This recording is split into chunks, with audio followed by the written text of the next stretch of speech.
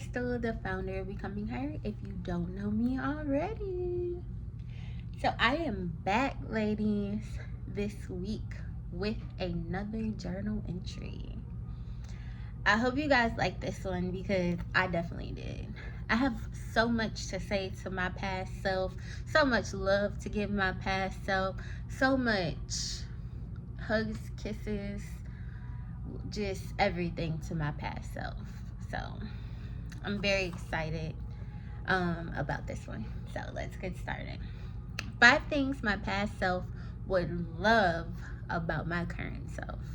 1, the way I stick up for myself. I used to let things and people slide. I used to allow people to say anything to me, but now absolutely not. I'm a person with a valid opinion and I respect who respects me.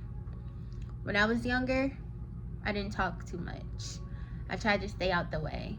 It was a coping mechanism for me because just moving from house to house, school to school, person to person, I was always the quiet person.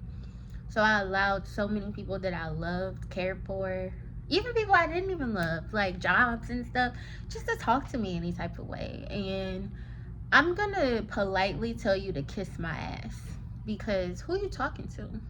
Like, what? I'm a grown ass woman. So, yeah. I'm sorry, past self. Thank you, current self. I don't allow obstacles to stop me from doing what I'm trying to do. I've always been the one to try to do something and have to jump through 50,000 hoops to make it to my destination. I used to get discouraged and give up or procrastinate. But now I just put on my war gear and get to going. When I tell y'all, if I try to just go from A to B, it'll be 1, 2, 3, 4 obstacles that I have to jump through, slide through, swim through just to get to this second destination. And it used to be so discouraging just trying to get my life together and me just not being able to go from one thing to the next. And I used to just be like, I'm not doing it. Forget it. It's not meant for me. But now I realize that I don't know if everyone goes through that, but I realize that that happens to me. So I have to gear up. If I want to get somewhere, I got to go through all these obstacles. If I want to see myself at a certain point, I got to do the work. So I'm happy to know that I seen that very early, and I was able to wake up one day and say, okay, if you actually want to get here, Crystal, you have to keep it going. You have to keep it pushing no matter what. Number 3, I left my abuser. That's a big one for me. I was in love with an abuser who physically, mentally, emotionally, and financially abused me. I thought I would never be able to get away, but I left. The biggest thing for that is that I left. It took me years. It took me a million tries. It took me going through a lot. It took black eyes. It took getting a gun pulled out on me. It took abuse. It took mental abuse. It took so much strength, tears, and everything to leave, to finally leave, wholeheartedly leave. I've left a million times, but to finally leave, no contact, don't know where he is, don't know what he's doing, don't know if he's alive or not, don't know, don't care. Don't come near me. I will call the police on you.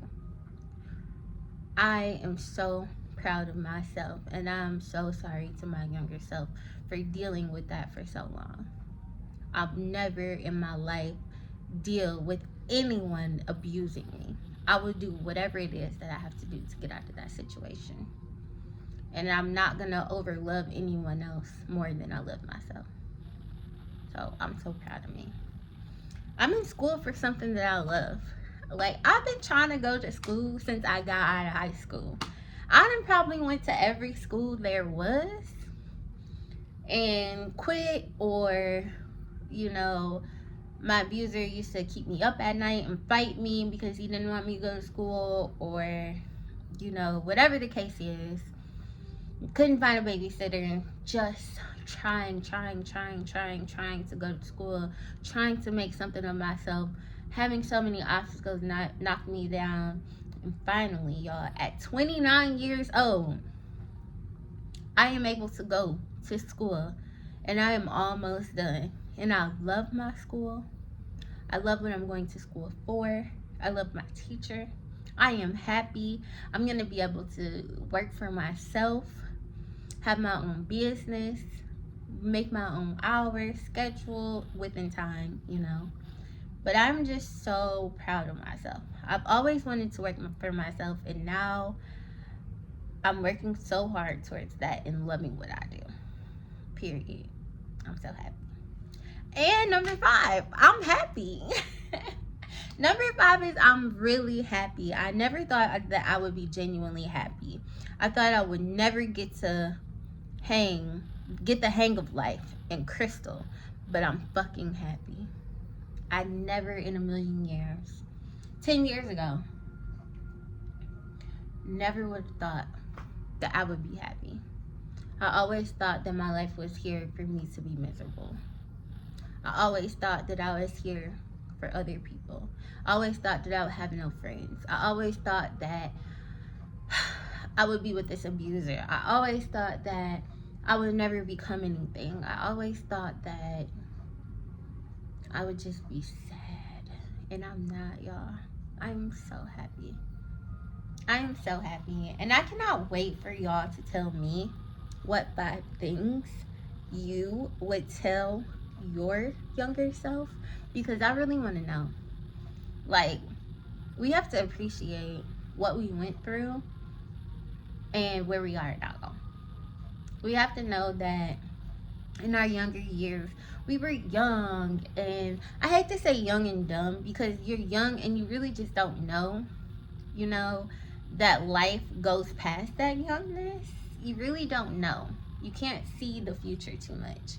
But I really want to know, like, the 5 things you ladies are happy about. Like, what would you tell your younger self? The 5 things that your current self is so proud about. I want to cheer y'all on, because I love y'all. And y'all deserve it. We all do. Cheers to us. Okay. I love you ladies so much. So much. I will be back next week with more topics in another video. I love you ladies. Have a great day. Bye.